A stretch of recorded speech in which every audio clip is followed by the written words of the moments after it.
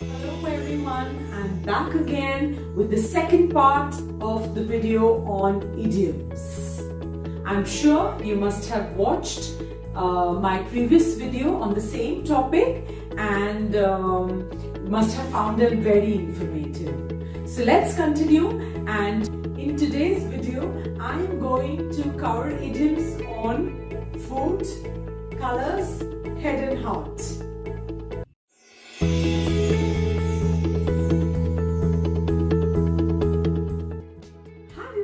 Wondered how would our life be like without colors? Very dull, isn't it? Yes. Just imagine no red tomatoes, no blue sky, no yellow sun, no green leaves. How sad and how pale that would be, right? So let's add some colors to our language, all the colors under the sun. First one is to catch someone red-handed. Okay, so this means we are catching the person while he or she is doing something very wrong. Imagine if a person is caught while murdering someone. So you might find all the red blood in his hand. So red-handed. That's how this idiom has come up, has been evolved. So whenever we catch someone or whenever we catch hold of somebody doing something wrong, so we say that he or she has been caught red-handed. Every cloud has a silver lining.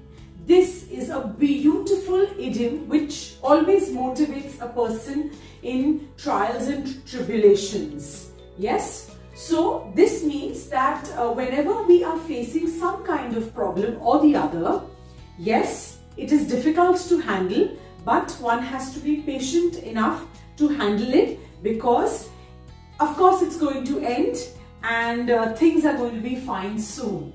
So behind every problem there are good times which are there in the future too. This one is quite tricky. So it's like to get a pink slip. To get a pink slip means to lose your own job. So in olden days, in offices, whenever the bosses had to fire their employees, so they were given a pink slip, and on which the fixed due amount was mentioned. They were supposed to collect the amount and leave. So since then, this has become an idiom. To get a pink slip means you are sharing with somebody that you've lost your job. Yes, so I've got a pink slip today. That's really sad. Okay, green thumb. Imagine, yes, is my thumb green? No. So, but green thumb means somebody or someone who is very interested in gardening, interested and even capable of doing gardening very well. Okay, so it is very rightly said that we need to take care of our plants as same as our kids. So that is why it is said that a person having a green thumb means he takes care of the plants very well and is very much interested in it. Green with envy. This means a person is completely jealous. Okay, so we have associated colors with a lot of emotions, like red is with anger, then pink is with happiness, black is with fear. So in a similar way, green is associated with jealousy. Even Shakespeare has used this in his play, in which he associates green color as a sickness, the sickness of being jealous. The other one is once in a blue moon. I'm sure I have personally never seen a blue moon. So a thing which happens extremely rarely is called that a particular thing is happening in once in a blue moon. Okay, we all must have seen a grayish moon, a yellowish moon, white moon, but we've hardly seen, or maybe we've never seen, a blue moon. Red carpet treatment. This means a person is treated with lot of respect and is taken well care of. In olden days, whenever kings or queens or people of higher rank went to palaces, okay, or went to visit somebody else too, as soon as they used to get down of their chariots, so red carpet was rolled for them. So this meant that those people were very important and they have to be treated very well and with a lot of respect.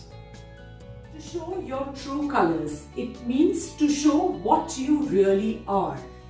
In the ancient centuries, there were pirates, and as soon as they used to see a ship coming towards them, they used to change the flag of their own ship so that the other one didn't know that they actually are pirates. As soon as that particular ship came closer to them, and had no way to escape, they used to rob that particular ship.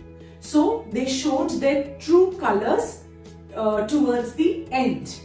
So whenever a person shows their true colors, means the person shows that what they actually are. Food, oh glorious food. Yes, we eat 3 square meals a day, and what a spread.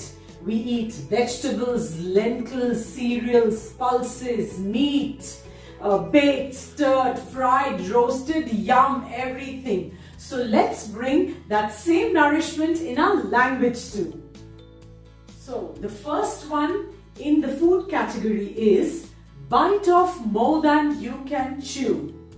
So this means, have you ever tried to put a big piece of food in your mouth? Maybe you will feel choked. If not choked, at least you'll find it so difficult to bite it and then swallow it and gulp it inside. Yes, so this idiom means that you are trying to do things that are beyond your capacity. So never do it. Friends, you tend to feel demotivated then. Crying over spilt milk. Have you ever boiled milk in the kitchen? Yes. So imagine if you don't keep an eye on that milk and suddenly it boils over and so much of wastage. So in a similar way, this idiom is used for things that when you are not careful about a particular thing, obviously then damage is going to happen. It has to happen. Yes. So then there's no point. You should have been careful before. You don't have to cry then. Cool as a cucumber.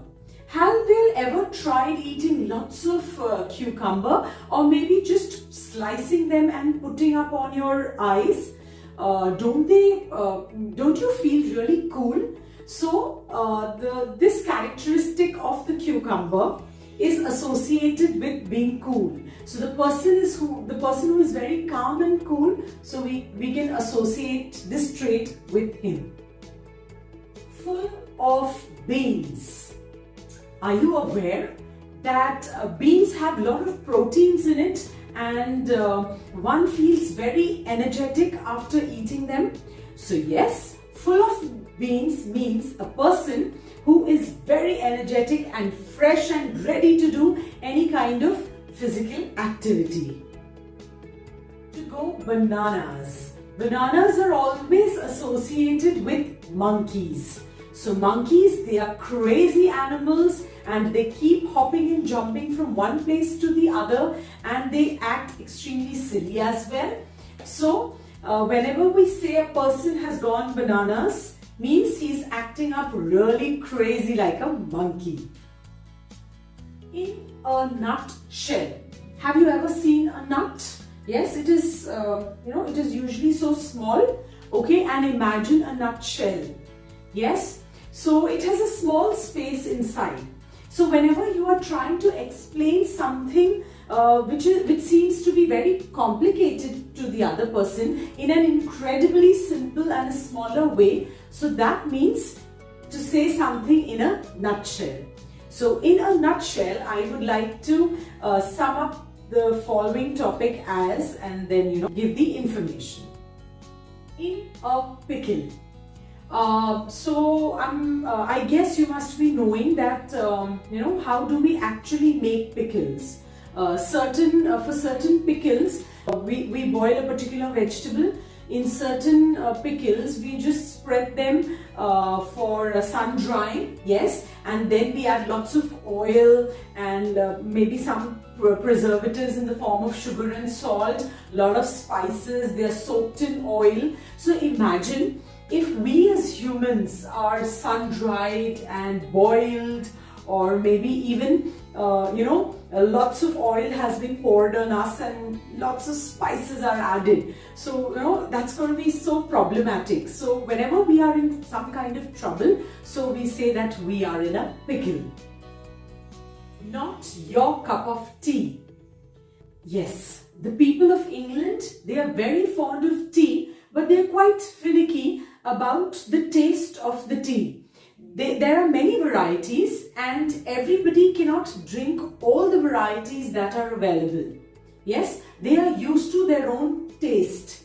So when we are not able to do a particular thing, or when we are not interested in that particular thing and we can't do it, so it means that it is not our cup of tea.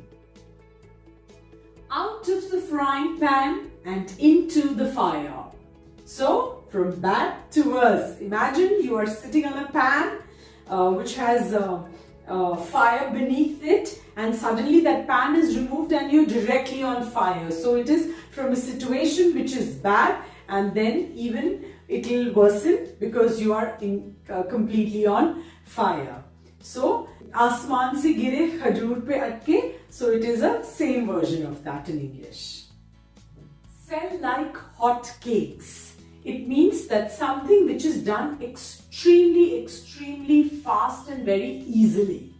Yes. So whenever there were gatherings and fairs in the olden days, there were people who used to sell these hot cakes, and they were sold out very fast. Why? Because people loved to eat those hot or warm cakes, and that's the reason this idiom has been evolved. Think of your head and your heart. Can you actually imagine living without them? Just think. I'm sure even I can't. Yes. So we have used our head and heart extensively in our language, and let's talk about them through our idioms. Head in the clouds. This means a person who is completely engrossed in daydreaming. Way back in the 17th century, it was said that whenever a person is lost in their own thoughts and they actually do not know what is happening around, so their head is on the clouds. They don't know, they just can't imagine whatever is happening around. Instead, they are busy in their own thoughts. Head over heels in love. To be helplessly in love, to be madly in love. The ancient Romans described this situation by mentioning that whenever a person is madly in love, their emotions are completely upside down. So comes the idiom. To eat your heart out. Yes, this means a person who is extremely sad, extremely unhappy. In the olden days, people thought that whenever a person is worried or sad about something, so their heart gets smaller. Why? Because they are worried, and they tend to turn quite lean, pale, thin. So the person or the thing that has actually put them in this situation, so they have eaten their heart out. Heart is at the right place. This means a person who does things with good intentions. We all know that our heart is towards the left, but see, it is not towards the extreme left, but yes, somewhere towards the middle, the left middle part. Yes. So whenever a person is aware that maybe his or her actions are wrong, but the intentions were very right, but of course the other person might think that you're wrong. So in such a situation, we can explain that, my heart is at the right place. That though you feel I'm wrong, but whatever I have done with the correct intention. To have your heart in your mouth. Now this means something very frightening and scary. So have you ever heard your heartbeat when you are scared or frightened of something? Yes, it beats very fast and it thumps like anything. So whenever a person is in a scary situation, we use this idiom.